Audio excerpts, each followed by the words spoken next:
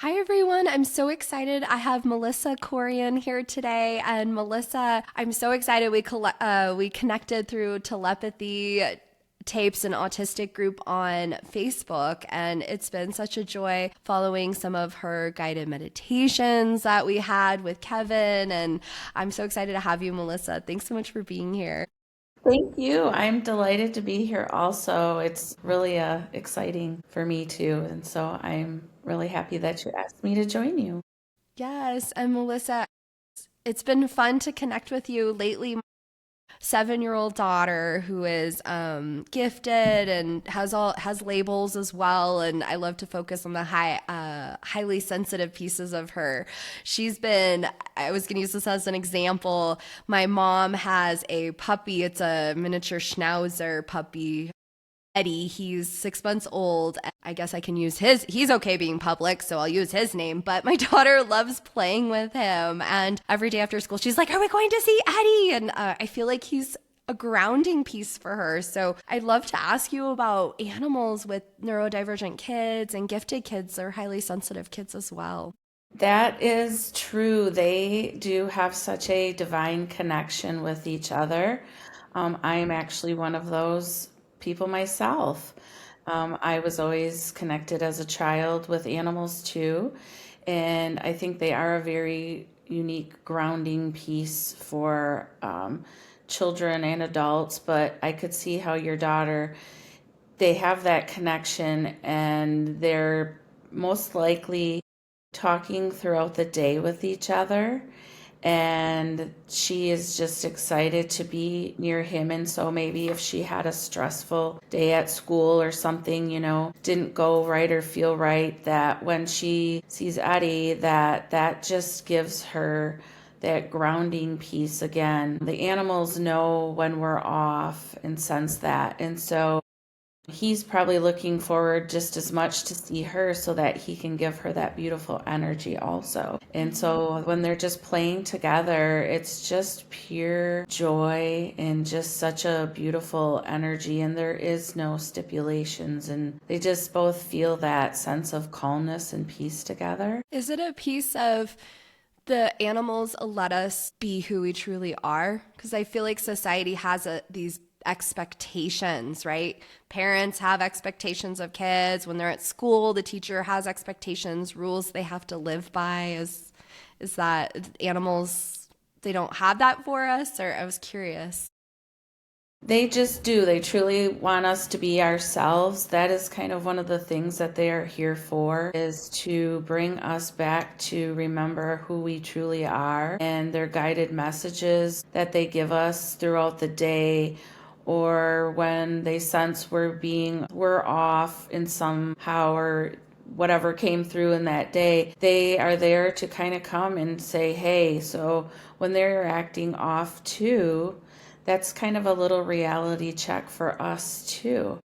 That, oh, maybe something's going on with us. And so it's kind of like their way of going, hey, take a look, see what's going on with you. Do you feel your energy is a little heightened, or that, you might have experienced something today that sent you off and you don't even recognize that or know it happened?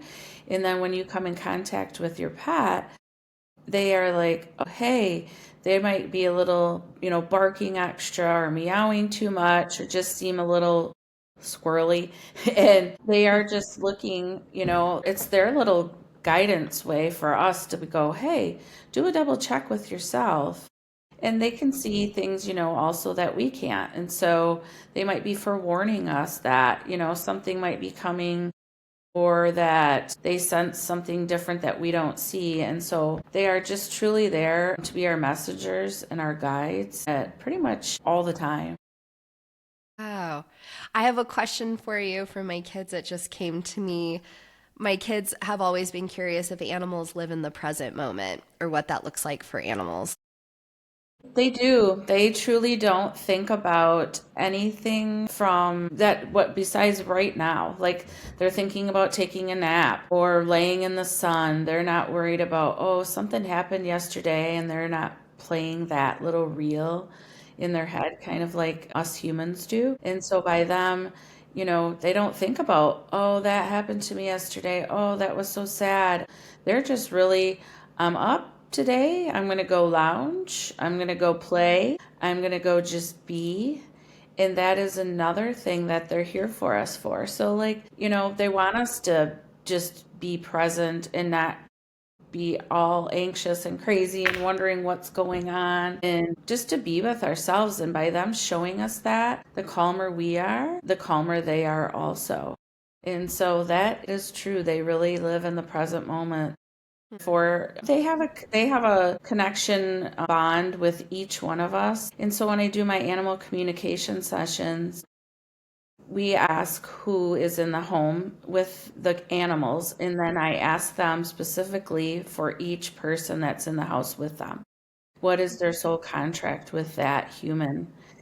And so it could, they have them even with the children and everyone in there. There's some little, contract that the reason that they came for. And it is astounding to hear, what they are really here for. Some are here to show unconditional love to one person in the family that maybe grew up and didn't feel that. Or some are here to bring you into your gifts that have, we may have had them, myself included, as a child. Like, I communicated with animals. And then just as I, grew older, it kind of dimmed my light. Not saying I still didn't connect, but not as I felt like I used to. And so when I had my cats come back into my life, two that are in spirit now and the two that are here living with me, it was kind of a reconnection, like a rebirth almost for myself. Like, hey, this is what I'm here for. You need to get back on track to talking about us and bringing the animals back out to life, and you're a messenger for us to speak for us. And I started to take the cues, because Harley, my girl cat, is really been the dominating force behind everything that I've been doing the last 5 years. I channel a lot through her, and stuff comes from Hendrix too. He's her brother, but Harley has literally told me since the day we got them 5.5 years ago, like, that this was her purpose, to get me on my, road and the right track again. And that is kind of what I've been doing ever since. It brought me closer to my own self. And it's actually brought me into the community that I met you with, and meeting neurodivergent children also, and seeing that more in my own self. So she's kind of been that mirror for me to, like, hey, Mom, when you seem anxious and when you're off, that kind of gives me a little bit of anxiety too. And us as parents, I know could see my nervous system was ramped up when I was, my children are grown now, but when they were younger. And so, and even with the animals, it's the same thing, when you come home from a stressful day, or you've had anything stressful, and you come flying in the house, and just like the whirlwind goes, they're kind of there too, just taking that all in, and they're not sure what the heck happened, you know. And so they'll either try to come and sit next to you sometimes, or even at your feet or on your lap. And what they're doing is they're bringing grounding into your body, where they're pulling that energy out of you also into themselves. That is what selfless beings they are. So they don't want us to be stressed. They don't want us to feel on edge. They don't want us to feel that way. So they really want to just come and bring us peace into our body too, because they know when that happens, it's going to reflect back to them, and then they're going to feel calmer and safer too, just like children do with parents and animals too. That's wonderful. I love that. I was thinking about the animals, and you and I were talking about the Schumann resonance and how It's for those that may not understand it. I believe, and you can fix me if I say this incorrectly. Please feel free to correct me. It's the energy that the earth is emitting is that, and we can pick it up, especially if we're more sensitive. A lot of neurodiverse kids, highly sensitive people like myself, we can be more aware, or it can really feel, we can feel those effects. It can feel heavy or draining or intense. Do the animals, is there a reason that the animals maybe don't pick it up like we do? Is it because we're so in our minds? What would be your idea about this? And maybe you don't know. I don't know. No, I do think they do pick it up a little bit, honestly, because they see those energies kind of like the autistic children do too. They're out there in that higher ether, I feel, that up it more into the 5D level. And I feel they do sense energy. So if you're like in your house and your dog, which has been an example, my grandpup comes here a lot, and she's just been barking out into the air. There's nothing here. We live out in the, in a quiet area. And so Yeah. then it's just like, who are you barking at? What is going on? That kind of, like, Mm-hmm. oh, she's sensing something else out there, because I do believe there are other entities out there, some, that aren't looking to provide, I don't like the word good, but good things, Sure. out there versus the beautiful lights and forces out there that are working with us and not against us. And so I really do believe that they feel a lot of those energies too on a different, a little bit different wavelength, because they are here also for their own mission. They are here for us, but they are here to come to Earth kind of just like we did they have their own soul contract with themselves too. And so I do believe that they do feel that though, and it makes them off maybe a little bit. And so we're sensing that from them too, because we are all one consciousness and one energy, big ball of energy. And so I think that that really is part of what they go through too. So they feel it as well. I think it's interesting. My son, who's 10, he asks questions about animals. My daughter's drawn to them. My son, it's like he's very drawn to orcas because they're brave and they're the king of the ocean, he says. And he feels like for him, there's pieces, being so sensitive to the world, there's pieces that he could grow in and he wishes was different about him. So he sees this orca as this prominent figure, right? Like his spirit animal. So that's why I was curious if the animals, they're feeling it as well, but maybe they don't sit in it like we do. Maybe they're able to release it in a different way. Some I of these truly, neurodiverse kids, right? I believe that too. I really think like they just feel it and they, say, okay, I either am not going to deal with this or I don't need it right now, and release it by either getting up. When you see your animal get up and shake, like a dog shakes, that's Yes. like releasing their energy out of them. And I believe that with my cat. Like I think that's why she wants to be outside in the grass, because she is such a highly intuitive animal, that she is also neurodivergent too. And so it's not just people, animals Yeah. are too. And I believe that's why she wants to go outside. And I'm letting her do it more, but I'm also, explaining to her there are things in different animals around here that live that could harm you. And so I don't want harm to come to you, but I also want you to go run and get that grounding, because I see how it helps her release that energy too, just like it would for our kids. And so, if they're having a bad day or feeling distressed or overwhelmed, and I know a lot of them don't like to touch grass because of the textures and the Yep. feelings on the feet. And so, even if we could have a plant inside, to me, that's still nature, Mm-hmm. and they are feeling that. And just watch how you would talk to a plant and nurture it. And I'm telling you, it will grow. And that might be something for, children too that don't want to go touch the grass, because if they could go just even talk to a tree, I really believe they have that connection. I know I did as a kid. Being outdoors was Mm-hmm. just so grounding for me. When we were kids, you come in when the street lights were on, and it was like I remember not wanting to come in or being outdoors. It didn't matter if it was what the season was. It was just like you were still outside, because I think we just felt that grounding energy so much, and we needed that to come back to balance within ourselves.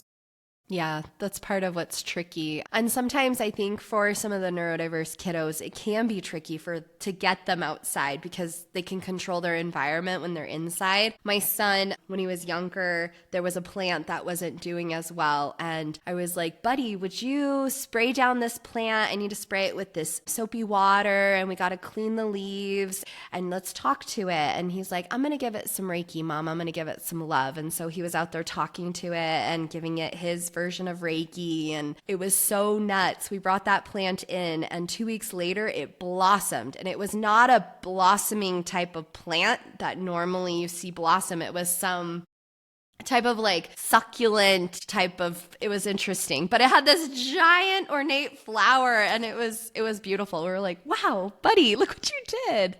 So I love it, grounding He did ourselves like do that. that. Like truly, that was his healing. He was sending that beautiful energy that he has to that plant, and it was responding. And it just shows you how connected we are with nature and animals, and just they listen and they want that for us. And the call, and I'm sure that brought so much peace and calming and joy inside of him too, while he got to, experience doing that.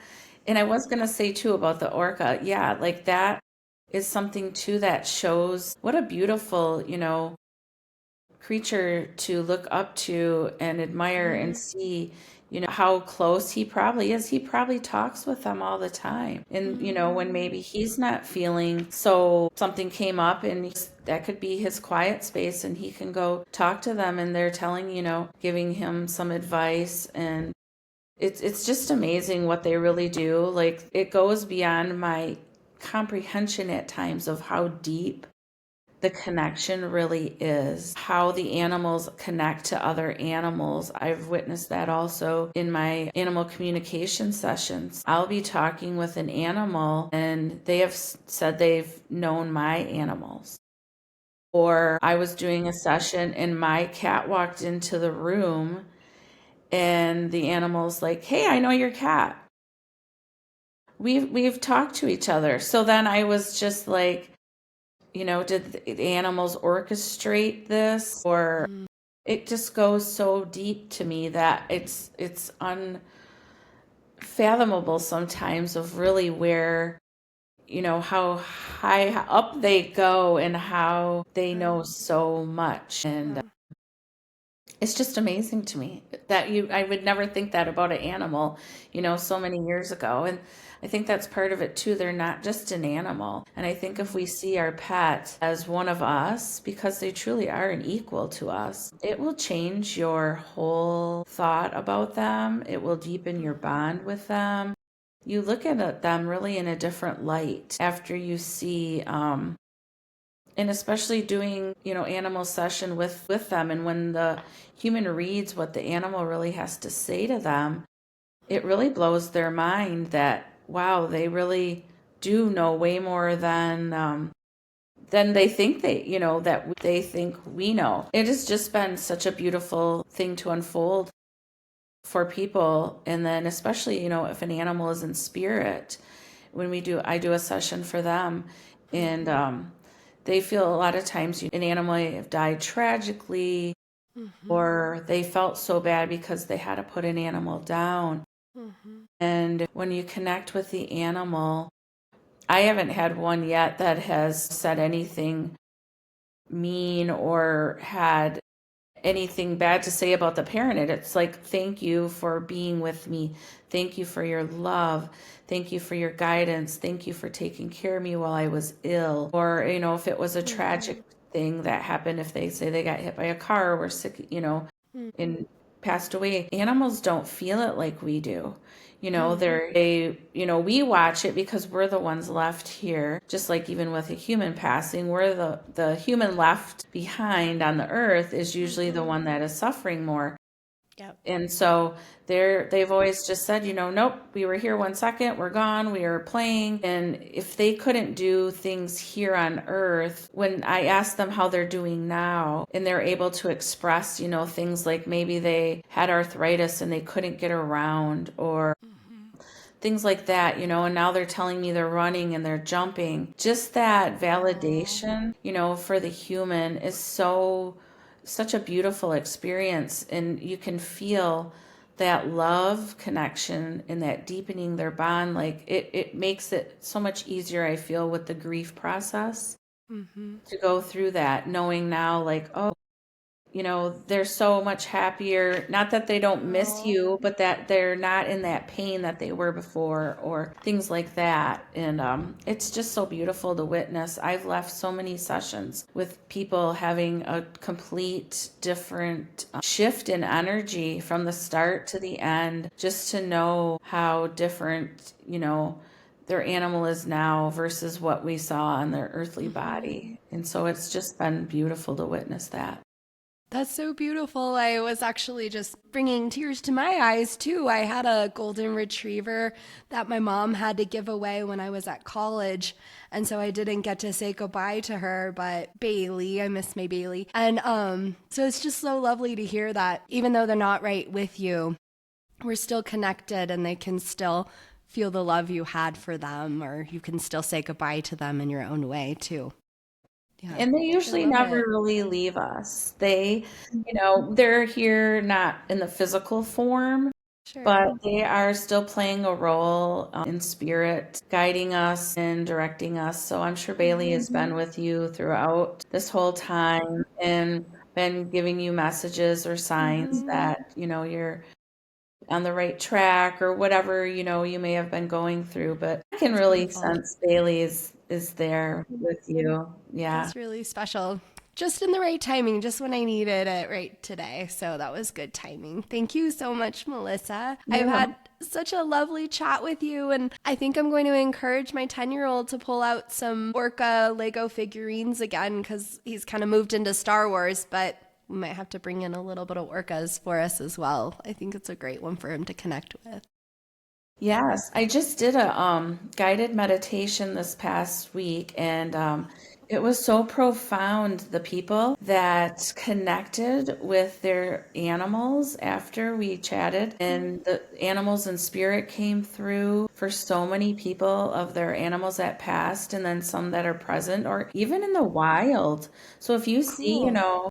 a deer may cross your path, or a bunny hops by, or a bird. Don't second guess that they're not a messenger for you. They truly are. Any animal that comes by, connect with it or look it up after, because I don't know what Mm-hmm. every animal means, but Yeah. go look it up and go, they came for a reason. It might be Mm-hmm. something you were going through or thought about doing or thinking about doing, or and oh wow, that was their message. That really struck me, or that really, hit. They were telling me it's okay, or they were telling me to move forward, or they were telling me to pause and take a breath. But so don't discredit any of those animals out in the wild, because they are literally cross our path for a reason too.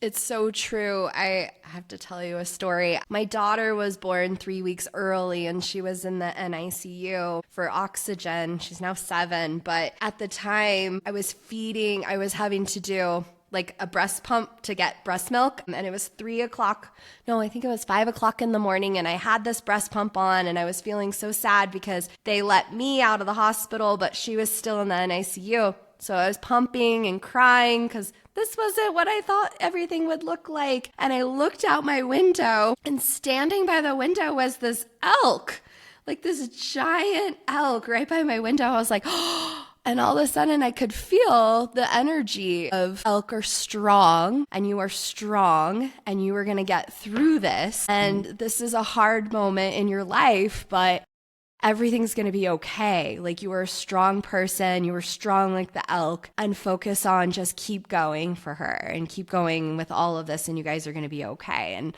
I was just bawling and crying, and it was a beautiful moment. So I totally agree with you. They're there and they come in these timings. That is a beautiful message that was so delivered at the right time. Yeah, There for never sure. is a coincidence. They are just always synchronicities, and they show up right when we need them the most.